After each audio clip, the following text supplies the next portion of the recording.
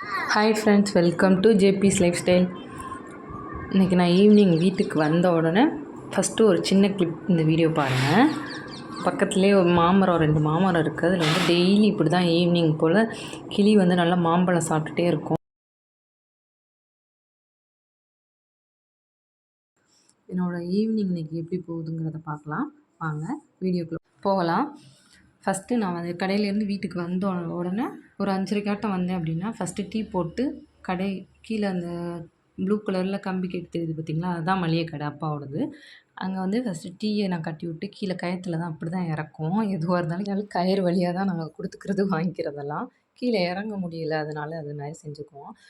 கொடுத்துட்டு வந்து நான் ஸ்ட்ராங்காக ஒரு டம்ளர் டீ குடிச்சிட்டு மதியானமே அரிசி ஊற வச்சுருந்தேன். அதை ஃபஸ்ட்டு கல்லை கழுவிட்டு அரிசியை போட்டு விட்டேன் கிரைண்டரில். இல்லை பெரிய கிரைண்டர் தான், எவ்வளோ அரிசி வேணாலும் ஆட்டலாம்.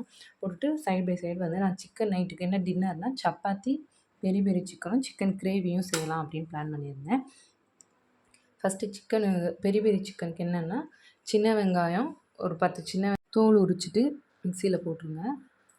ஒரு 4 பல் பூண்டு, அரை துண்டு இஞ்சி, ஜீரகம், கொஞ்சம் மிளகு, 1 ஸ்பூன் மிளகு, சால்ட், உப்பு, மல்லித்தழை கொஞ்சம், கரம் மசாலா கொஞ்சம், 1 ஸ்பூன் மிளகாய்த்தூள், நம்ம சிக்கனுக்கு தேவை மிளகாய்த்தூள், 1 ஸ்பூன் சீனி, 1 ஸ்பூன் ஆயில், நம்ம என்ன ஆயில் சமைக்கிறோமோ அந்த ஆயில். இதை போட்டு நல்லா ஃபைன் பேஸ்ட்டாக அரைச்சி கொஞ்சம் தண்ணி கூட விட்டு அரைச்சிட்டேன். தண்ணி இல்லாமல் நீங்கள் அரைச்சி நல்லா ஃபைன் பேஸ்ட்டாக அரைச்சிட்டு சிக்கனில் போட்டு நல்லா பெசரிட்டு நல்லா கோட்டாகிற மாதிரி பெசருங்க. பெசரிட்டு ஒரு பாக்ஸில் போட்டு ஃப்ரிட்ஜுக்குள்ளே எடுத்து ஒரு அரை மணி நேரம் ஊற வச்சுருங்க. அதுக்கப்புறம் அதுக்கேற்ற மாதிரி சிக்கனுக்கு ஏற்ற மாதிரி ஆயில் ஊற்றி அதை சிக்கன் ஒரே பேட்சாக எல்லா சிக்கனையும் போட்டு நல்லா மூடி வச்சுட்டு வெந்ததுக்கப்புறம் எடுத்து சாப்பிட வேண்டியதான். அதுதான் பெரிய பெரிய சிக்கன். அதுக்கப்புறம் சைடு பை சைடு வந்து சிக்கன் கிரேவிக்கும் செஞ்சுட்ருந்தேன். சிக்கன் கிரேவிக்கு என்ன பண்ணேன் அப்படின்னா, எண்ணெய் ஊற்றி அதில் பட்டை, சோம்பு, ஒரு வரமிளகாய், ஒரு பச்சை மிளகாய், சின்ன வெங்காயம், தக்காளி, சிக்கனுக்கு ஏற்ற மாதிரி வெங்காயம் தக்காளி போட்டுக்கோங்க. போட்டு நல்லா வதங்கிட்டு சிக்கனை கொட்டி சிக்கன் நல்லா தண்ணி விட்டு நல்லா வதங்குற அளவுக்கு வந்ததுக்கப்புறம் மசாலாத்தூள், மிளகாய்த்தூள், மஞ்சத்தூள், மல்லித்தூள், கொஞ்சம் கரம் மசாலா, கொஞ்சம் சிக்கன் கிரேவி பொடி போட்டு கொஞ்சம் தண்ணி ஊற்றி நம்மளுக்கு எவ்வளோ கிரேவியாக வேணுமோ அவ்வளோக்கு ஏற்ற மாதிரி தண்ணி ஊற்றி வெந்ததுக்கப்புறம் இறக்கிட வேண்டியதான்.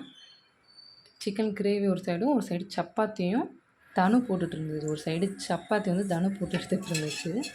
ஆசைப்பட்டு அதுவாக செய்கிறேன்ட்டு சப்பாத்தி போட்டு எடுத்துகிட்டு இருந்துச்சு.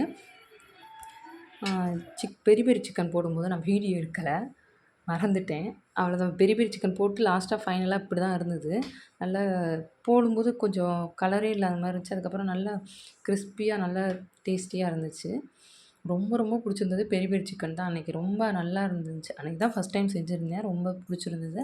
சிக்கனை விட அதில் உள்ள அந்த மசாலா தான் நல்ல டேஸ்ட்டு கொடுத்துச்சு. பாப்பா 2 பேரும் நல்லா விரும்பி சாப்பிட்டா. ரொம்ப பிடிச்சிருந்துச்சு. பாப்பா சாப்பிட்டா. எதுவாக இருந்தாலும் நான் ஃபஸ்ட்டு செஞ்ச உடனே நம்ம சாப்பிட்றோமோ இல்லையோ, குழந்தைங்க சாப்பிட்டாங்க அப்படின்னா முழு திருப்தி ஆகிடும்.